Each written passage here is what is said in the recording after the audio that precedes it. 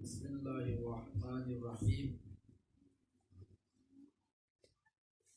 الحمد للہ رب العالمین الصلاة والسلام علی رسول اللہ وعلی آلہ آل اللہ ولعنۃ الدائمۃ علی اعدائهم اعداء اللہ من یوم عداوتهم الى یوم لقاء اللہ اما بعد فقال الله تبارك وتعالى في محكم كتابه المجيد وفرقانه الحميد وهو قوله الحق بسم الله الرحمن الرحيم ونريد أن نمن على الذين استضعفوا في الأرض ونجعلهم أئمة ونجعلهم الوارثين صدق اللہ العلی العظیم۔ صلوات پڑھیے محمد وآل محمد پر۔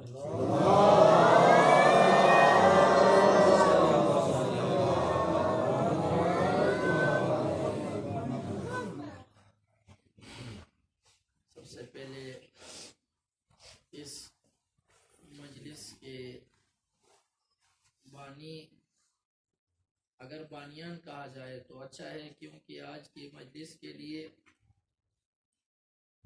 دیگر مومنین نے بھی دیگر چند پیروکاران حضرت سیدہ زہرا سلام اللہ علیہا نے بھی حصہ ڈالا ہے، اور ساتھ دعا کی اپیل کی ہے کہ گھر میں کچھ مسائل ہیں اور خود بیمار ہیں، ایک ہارٹ کے ہی بیمار ہیں، اور دوسرا بانی اس وقت کل بھی بیان فرمایا تھا کہ کراچی گئے ہوئے اسی علاج کے سلسلے میں، ان تمام کے جو بھی مشکلات ہیں ان کے حل کے لیے اور تمام بیماروں کی شفا یابی اور صحت کاملہ اور عاجلہ کے لیے بر محمد و آل محمد صلوات۔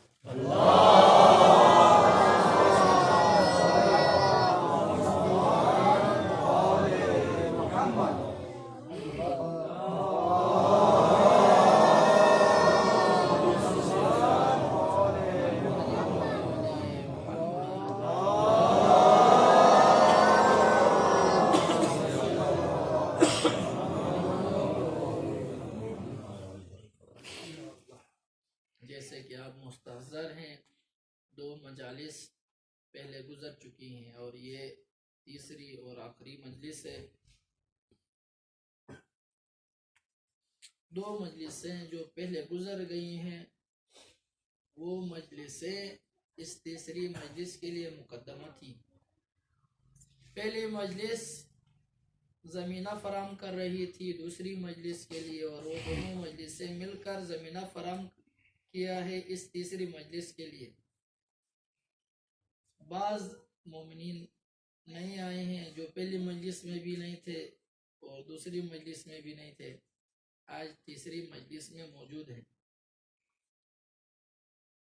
جیسے جب دوائی لیتے ہیں، پہلے چھوٹی دوائی سے نہیں ہو، پھر مرض کو ختم کرنے کے لیے دوسرے درجے کی دوائی، دوسرے درجے کی دوائی سے نہ ہو تو پھر ہائی ڈوز لیتے ہیں۔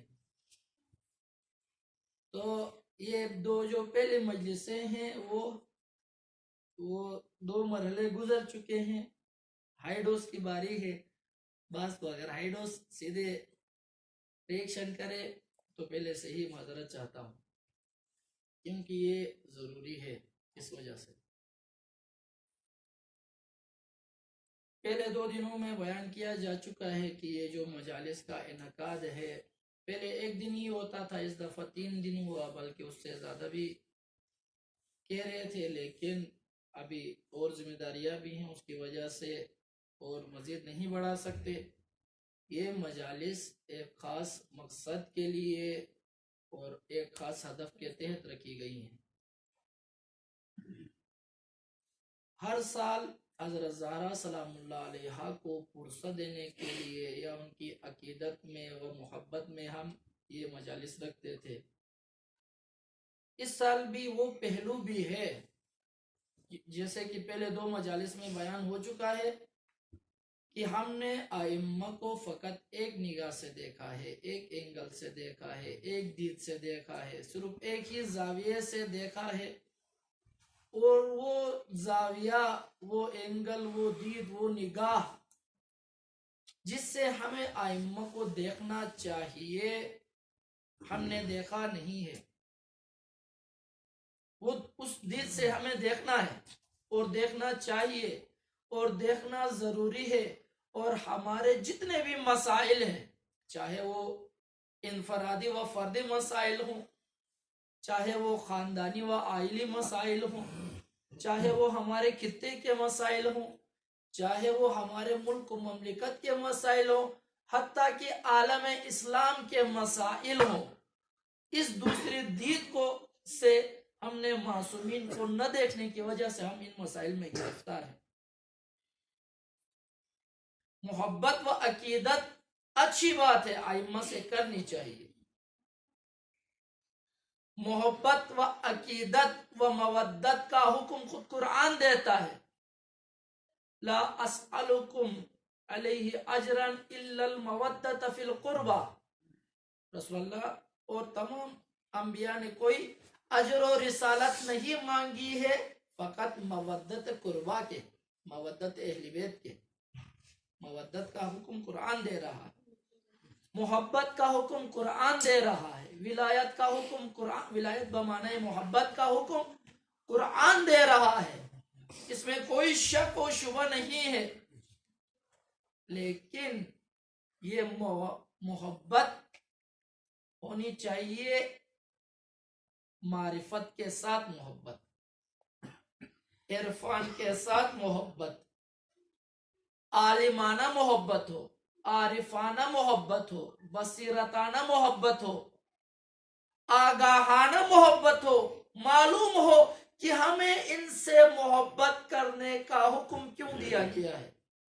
وہ فلسفہ محبت جو ہم نے ان سے کرنا ہے وہ ہمیں معلوم ہونا چاہیے۔ وہ فلسفہ، اگر اس فلسفے کے بغیر فقط محبت کیا جائے، جس طرح آج تک ہم کرتے ہیں، بغیر فلسفے کے محبت، بغیر معرفت کے محبت، بغیر علم و دانش کے محبت، اس کا نتیجہ کیا نکلتا ہے؟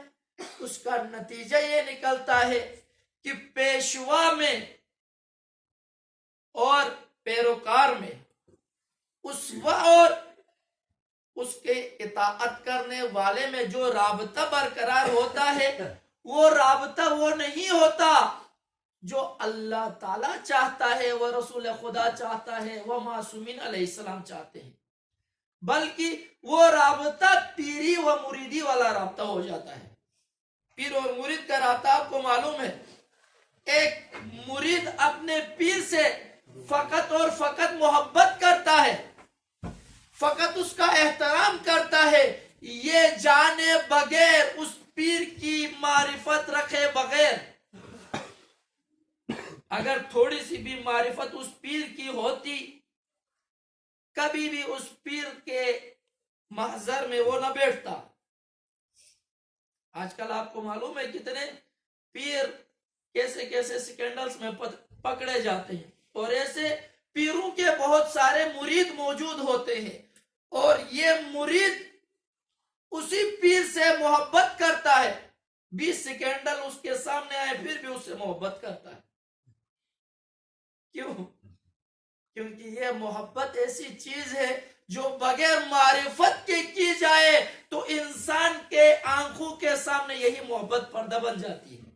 یہی محبت جس کا حکم قرآن دے رہا ہے، جس کا حکم رسول اللہ دے رہا ہے، جس محبت کا حکم معصومین علیہ السلام دے رہے ہیں، اگر اس محبت کے پیچھے معرفت نہ ہو، اس محبت کی تربیت نہ ہو، اس محبت کو رخ نہ ملا ہو، اس محبت کو جہت نہ ملی ہو، تو یہ محبت انسان کے سامنے پردہ بن جاتی ہے، اور پھر انسان کا اور پیشوا کا جو رابطہ ہے امام اور امت کے بجائے، وہ رابطہ پیر اور مرید کا بن جاتا ہے۔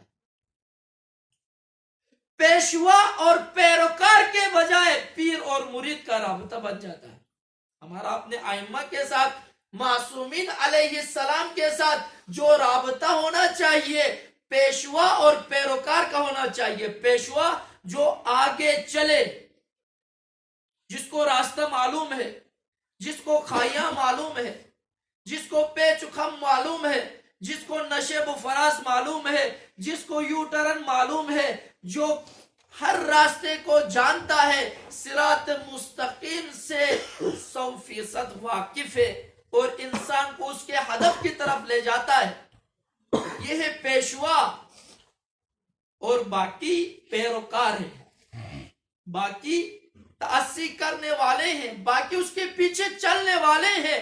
پیروکار اس کو کہتے ہیں جہاں پر پیشوا کا قدم لگے اس قدم کے اوپر پیروکار کا بھی قدم رکھے اور وہ راستہ، وہ سفر طے کرتا جائے مقصد کی طرف، ہدف کی طرف. آج ہمارا راستہ، ہمارا رابطہ ائمہ کے ساتھ یہ پیشوا اور پیروکار والا رابطہ نہیں رہا، پیری مریدی والا رابطہ رہا ہے. اس لیے ہم ائمہ سے فقط اور فقط محبت کرتے ہیں، فقط اور فقط ان سے عقیدت رکھتے ہیں. ہمارا رابطہ ائمہ سے جذباتی رابطہ ہے، جذبات کا رابطہ ہے. ہمارا رابطہ ائمہ سے احساسات کا رابطہ ہے، احساساتی رابطہ ہم نے ائمہ سے برقرار اور قائم کیا ہوا ہے. چاہیے کہ ہم پیروکارانہ رابطے میں آ جائیں. اور حضرت زہرا سلام اللہ علیہا پیشوا ہیں، اسوہ ہیں، رول ماڈل ہیں، نمونہ ہے تمام بشریت کے لیے. خود امام زمانہ عجل اللہ تعالی فرجہ الشریف، صلوات پڑھیے.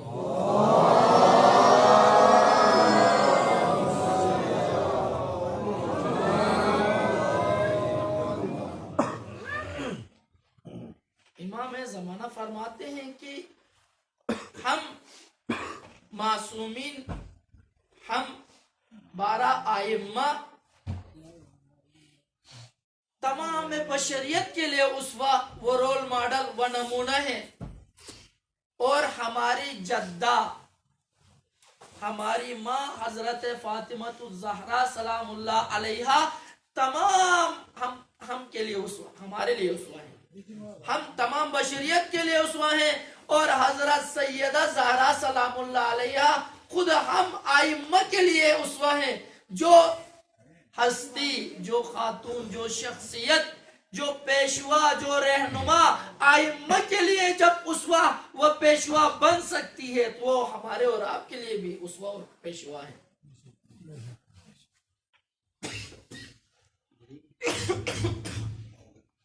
حضرت زہرا سلام اللہ علیہا نے بھی محبت کی ہے، حضرت زہرا سلام اللہ علیہا نے بھی نفرت بھی کی ہے. کل بیان کیا ہے کہ وہ دین نامکمل ہے جس دین کے اندر نفرت نہ ہو. ہم یہ کہتے ہیں کہ نفرت نہیں ہونی چاہیے، کسی سے ناراض نہیں ہونا چاہیے، کسی سے دور نہیں ہونا چاہیے، کسی سے اجتناب نہیں کرنا چاہیے، سب مل کے چلنا چاہیے، سب کو ملا کر چلنا چاہیے، سب کے ساتھ چلنا چاہیے چاہے جو بھی ہو. نہ، یہ خالص دین نہیں ہے، یہ حقیقی دین نہیں ہے، یہ ناب دین نہیں ہے، یہ ملاوٹی دین ہے، یہ التقاطی دین ہے، یہ متحجرانہ دین ہے جو یہ کہتا ہے کہ فقط اور فقط تولا کرو، تبرہ نہ کرو. ولایت محبت کو کہتے ہیں، اور یہی محبت پہلے بھی بیان کیا ہے آگاہانہ ہونی چاہیے. دیکھیں ہمیں ان سے محبت کا حکم کیوں دیا گیا ہے، اس کے پیچھے ایک فلسفہ ہے، اس کے پیچھے ایک راز ہے، ایک سیکرٹ ہے، ایک حقیقت ہے. اس وجہ سے کہا گیا ہے کہ ہمیں ان سے محبت کرو اور ان کے دشمنوں سے نفرت کرو. یہ بھی بیان کیا گیا. قرآن دشمنی پر بھی ابھارتا ہے. شیطان دشمن ہے खुदावंद तबारक व तआला कुरान के अंदर इरशाद फरमाता है कि शैतान तुम्हारा खुला दुश्मन है, अदुव्व मुबीन है, खुलम खुला दुश्मन है, और तुम भी इसके साथ अदावत करो, तुम भी इसके साथ दुश्मनी करो, तुम इससे नफरत करो।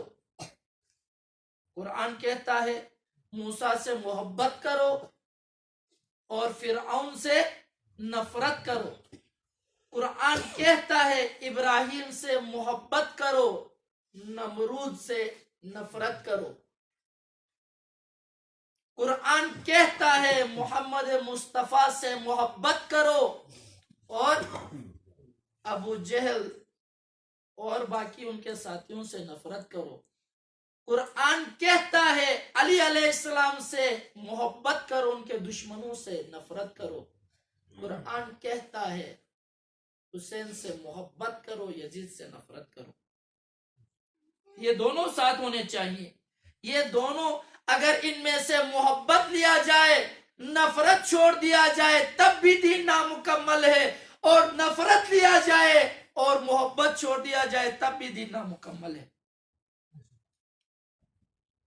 दोनों, कुरान दोनों के लिए हुक्म देता है। पहले कुरान नफरत का हुक्म देता है। आपको दीन में लाने के लिए सबसे पहली कौन सी चीज है? कलमा। कलमा, और उस कलमा का सबसे पहला लफ्ज अल्लाह है या ला है?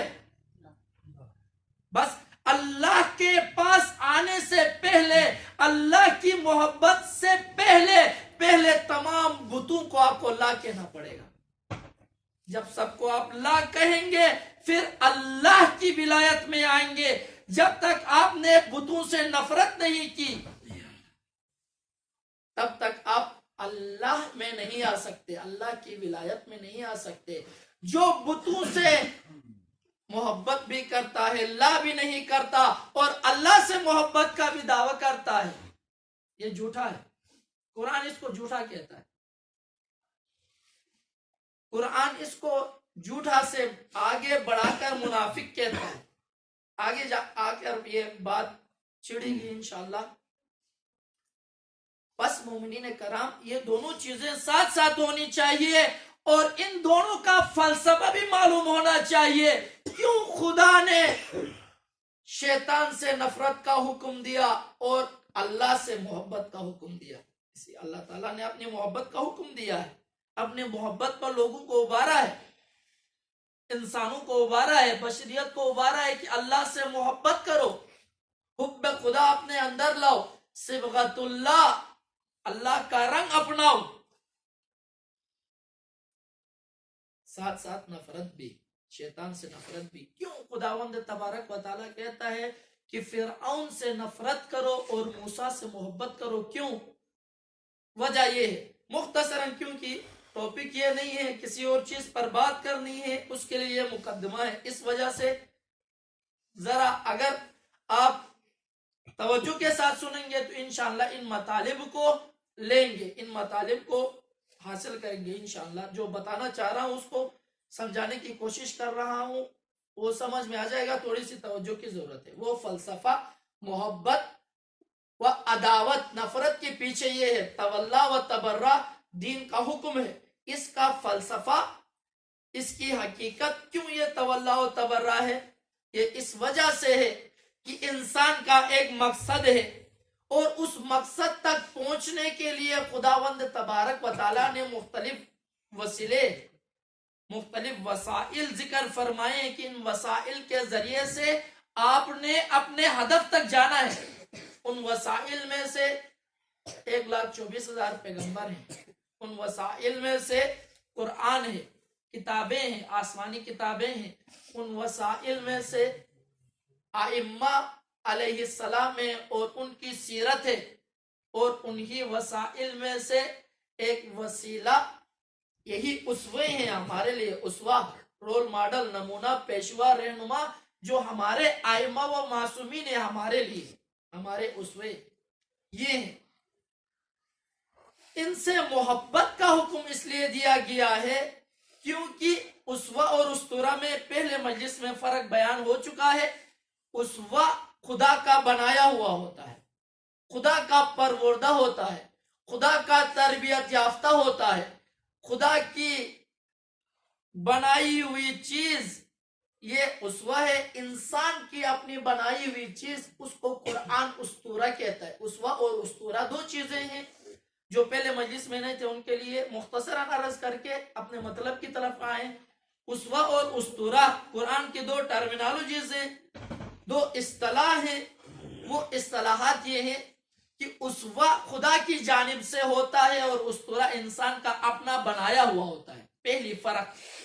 دوسری فرق یہ ہے کہ اسوہ جو ہوتا ہے وہ عملی ہوتا ہے، اس کا ہر کام اگر انسان کاپی کرنا چاہے، اس پر عمل کرنا چاہے، وہ عملی ہوتا ہے، جبکہ اسطورہ خیالی ہوتا ہے۔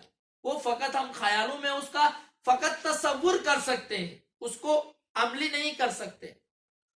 یہ خیالی مثلا یہ جو جتنے بھی اس دن بھی بیان کیا تھا، یہ جتنے بھی فلمیں وغیرہ بنتی ہیں اس کے اندر جو کچھ دکھایا جاتا ہے یا کارٹون بنائے جاتے ہیں، سپرمین جو ہواؤں میں چلتا ہے، یہ ایک ہم خیال سے فقط تصور کر سکتے ہیں، ہواؤں میں چلنا بغیر کسی وسیلے کے، بغیر اس کے انسان اڑے ہوا میں، یہ عملی طور پر ممکن نہیں ہے، یہ اسطورہ ہے، یہ انسان کا بنایا ہوا، انسان کے تخیل کا بنایا ہوا یہ اسطورہ ہے۔ اسوہ عملی کام کرتا ہے، وہ عملی کام جو حقیقت پر مبنی ہو اور انسان کے ہدف تک جانے کے لیے ضروری ہو، وہ کام اسوہ کرتا ہے۔ اسوہ اور اسطورہ میں یہ دو فرق ہی کافی ہے میرے خیال میں۔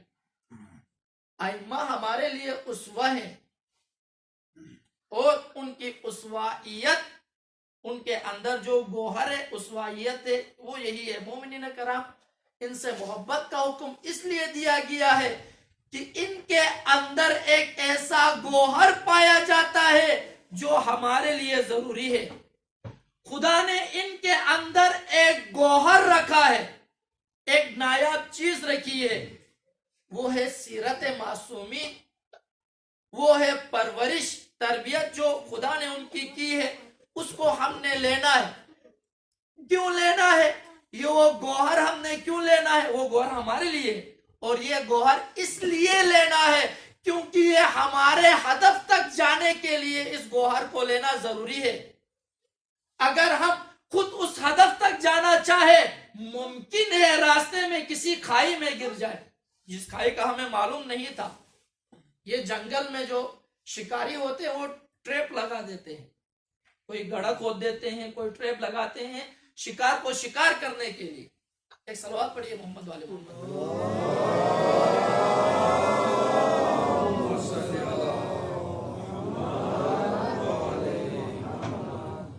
شکار کو شکار کرنے کے لیے ایک ٹریپ لگا دیتے ہیں۔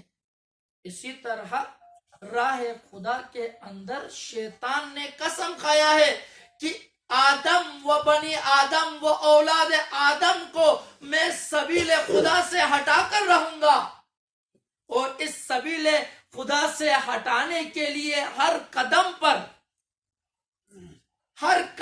پر شیطان نے ٹریپ لگائے ہیں۔ ممکن ہے کہ کوئی اس ٹریپ میں آ جائے اور کسی کھائی میں گر جائے، کسی کنویں میں گر جائے۔ ممکن ہے کہ شیطان راہ صراط مستقیم سے کوئی اور راستہ اس کے لیے اور مزین کر کے اور خوبصورت کر کے زیادہ فائدہ اس میں دکھا کر وہاں سے اس کی طرف لے جائے، یہ ممکن ہے۔ اس وجہ سے ہمیں کہا گیا ہے ان سے محبت کرو۔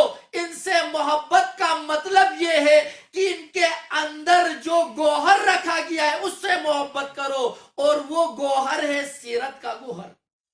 سیرت، ان کی سیرت، ان کے اپنائے ہوئے اصول، ان کے وہ راستے جن پر ائمہ چلے ہیں، وہ قواعد و ضوابط جن پر ائمہ نے زندگی گزاری ہے، وہ معیارات جو ائمہ نے اپنے زندگی میں اپنائے ہیں، وہ معیارات، ان معیاروں کے، ان اصولوں کے اوپر ائمہ نے جو زندگی گزاری ہے، اصل گوہر وہ ہے۔ کل ادھر بیان ہوا کہ سیرت اور تاریخ میں فرق ہے۔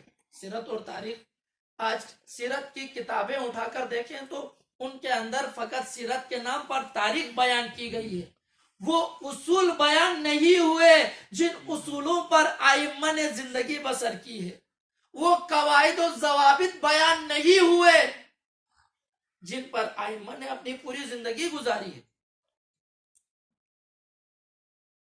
وہ معیارات بیان نہیں ہوئے جن کی بنیاد پر ائمہ نے پوری زندگی گزاری ہے۔ بس گوہر جو ائمہ کے اندر ہے اس سے محبت کا ہمیں حکم دیا گیا ہے، نہ شخص محمد پر، نہ شخص علی پر، نہ شخص فاطمہ پر، بلکہ فاطمہ کے اندر جو گوہر ہے اس سے محبت کا حکم دیا گیا ہے، اس کی طرف دعوت دی گئی ہے، اس کی طرف بلایا گیا ہے، اس کی طرف جانے کا حکم دیا گیا ہے۔ اور نفرت کا بھی فلسفہ ہے، نفرت کے پیچھے بھی ایک سیکرٹ ہے۔ فرعون سے نفرت کرو، ابلیس سے نفرت کرو، نمرود سے نفرت کرو، شداد سے نفرت کرو، بش سے نفرت کرو، ٹرمپ سے نفرت کرو، سب سے نفرت کرو۔ کیوں؟ اس کے پیچھے بھی وجہ ہے۔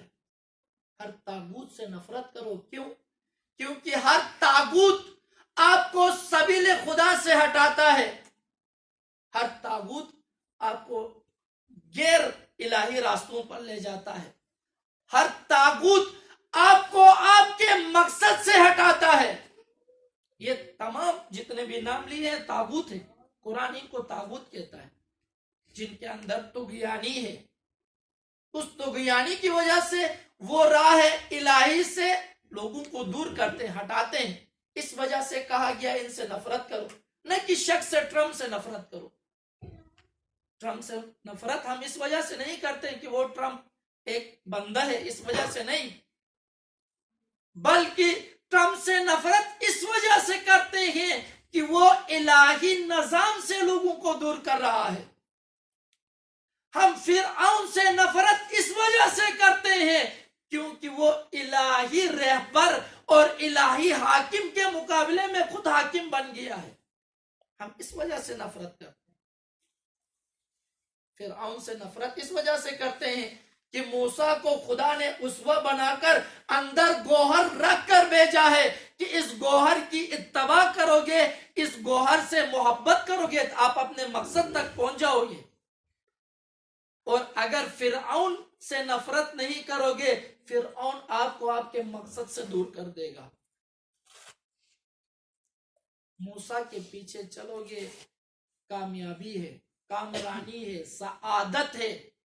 بے شک اس کے اندر مشکلات ہوں گی آپ کے لیے، بے شک اس کے اندر مصائب ہوں گے، بے شک اس کے اندر آلام ہوں گے، بے شک اس کے اندر آپ کی ہتھکڑیاں شاید پہنائی جائیں، بے شک آپ کو جیل میں رکھا جائے، بے شک آپ کی گردن کاٹی جائے، بے شک آپ کے ناموس کو اسیر کیا جائے، بے شک آپ کے ناموس کے پردے لٹائے جائیں، بے شک آپ کے جوانوں کے بازو کاٹے جائیں، کیونکہ الہی راستہ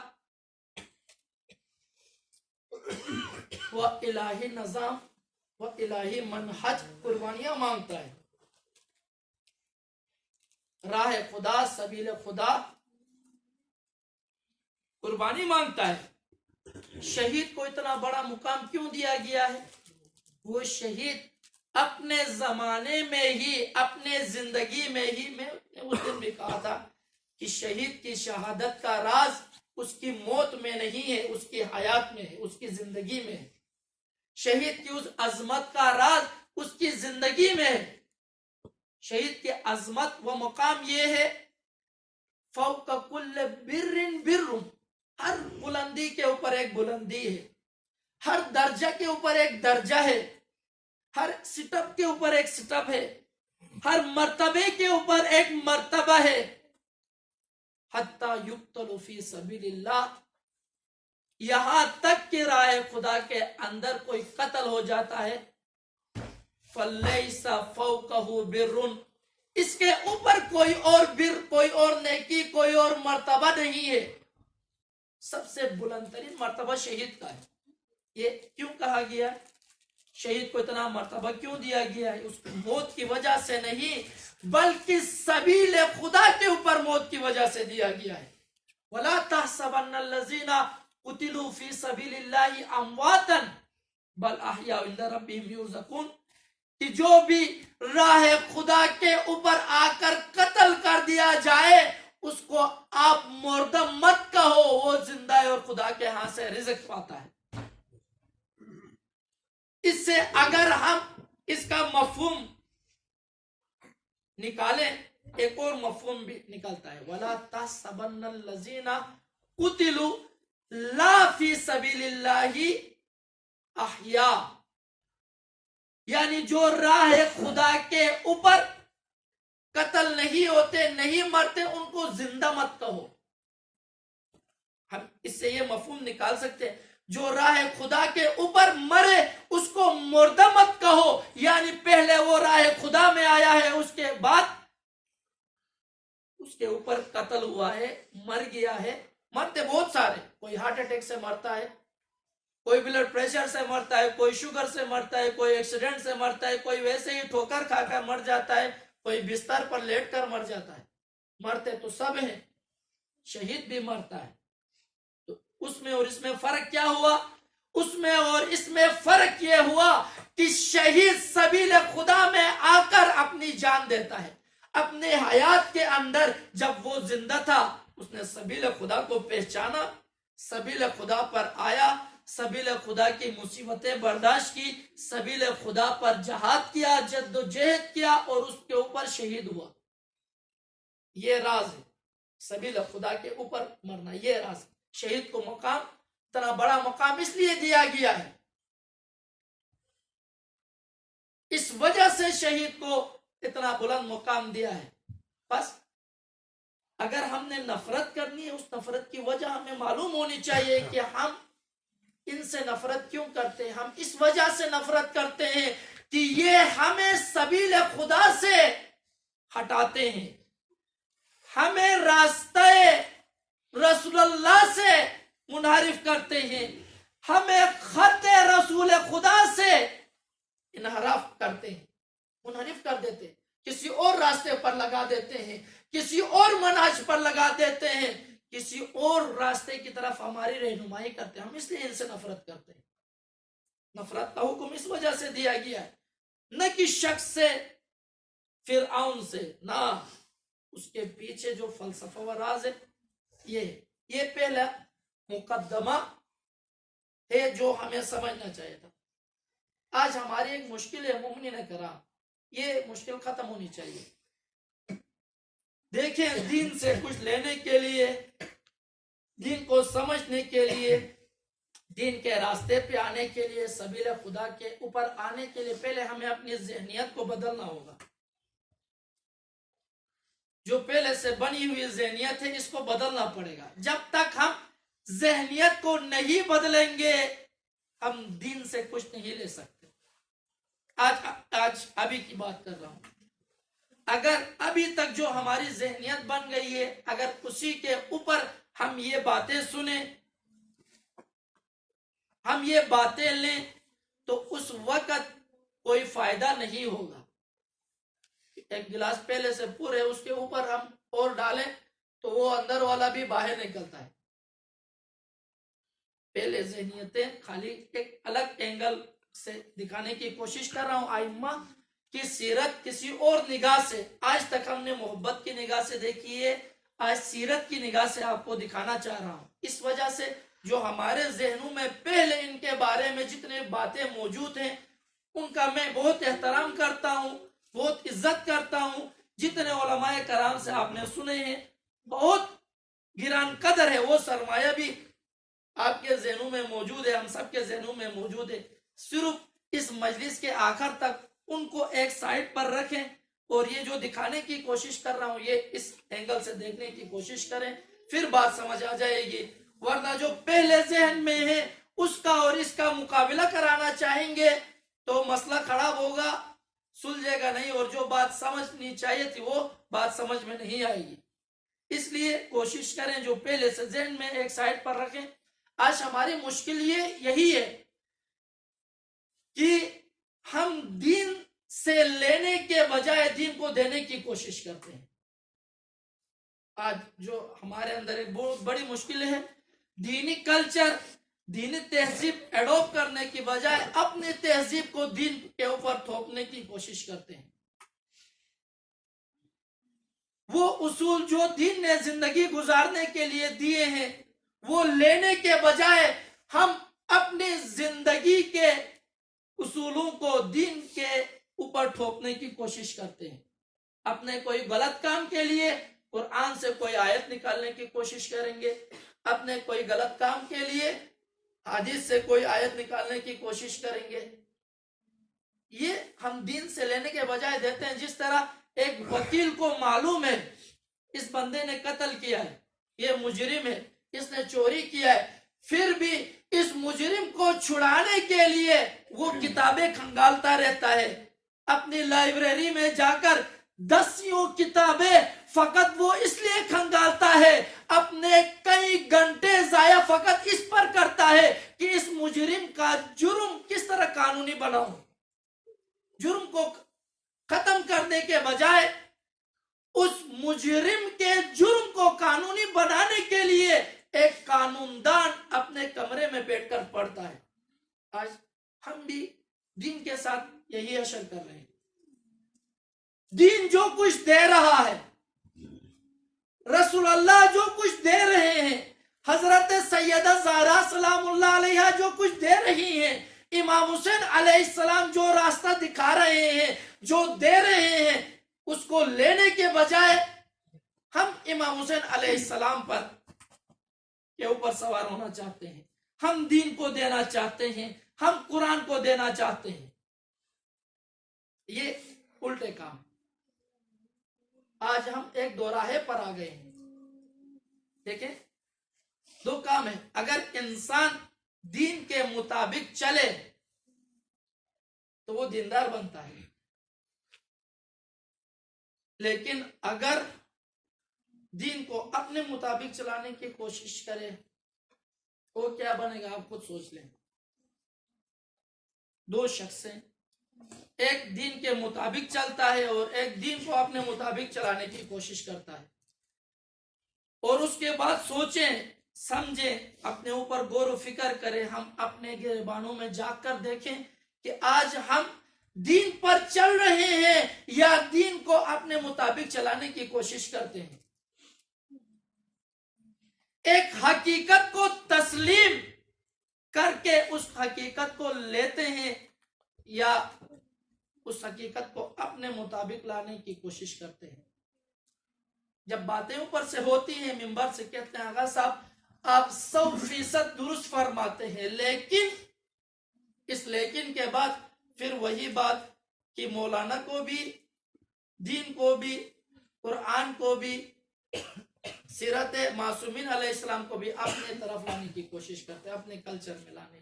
ان کے کلچر میں ڈلنے کے بجائے، ان کے رنگ میں ڈلنے کے بجائے، صبغت اللہ کے رنگ کو اپنانے کے بجائے اپنا رنگ اس پر چڑھانے کی کوشش کرتے ہیں. 2 راہیں پر ہیں.